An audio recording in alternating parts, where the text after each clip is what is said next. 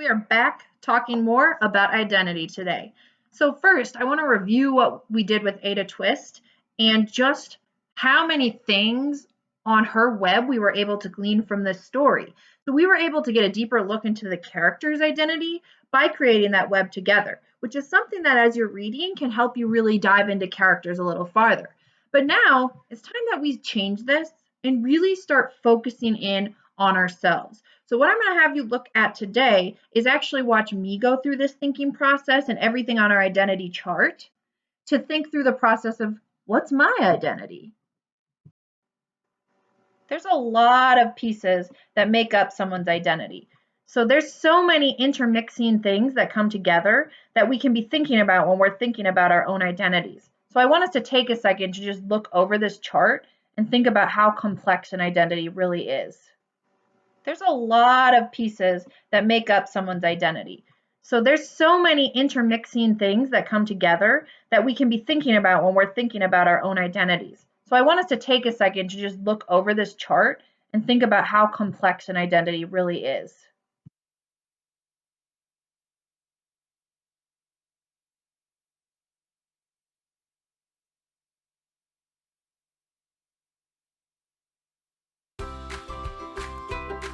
So I'm going to come to a blank piece of paper here, and really it doesn't matter, hamburger, hot dog style, whichever you prefer.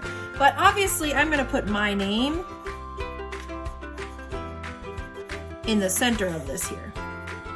And then I'm really just going to think through all of these pieces, these components that make up someone's identity. And I think for me, a lot of this starts from the fact that I am a daughter and my family. I'm a daughter, I'm a sister, and I'm an aunt. And I think that's important. I think another really big piece of my identity is that I always loved school.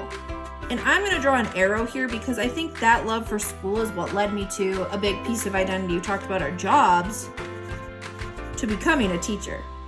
I'm going to draw a little apple next to that. That's another big piece of my identity. I think something else that I find super, super important about me is that I love sports. I always have. I still love watching them now and playing them now. And then I'm just going to draw some of those sports I played. So the fact that I played hockey and softball were my two kind of big sports that I liked to play. Another thing that I think is important to my identity is really like who I am and what I look like. And I think the fact that I am white plays a huge part in my identity.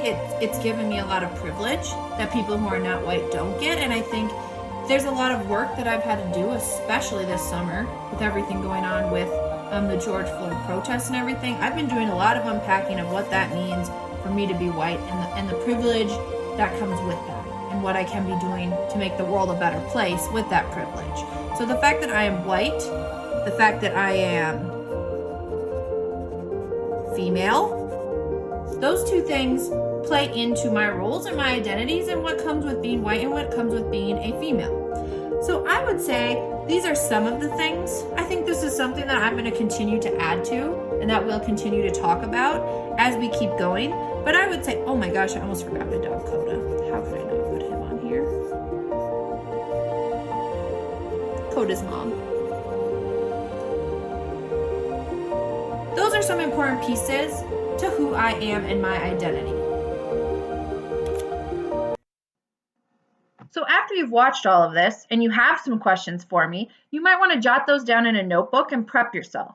And think, is this a personal question or is this less personal, where it's just okay to straight up ask the question?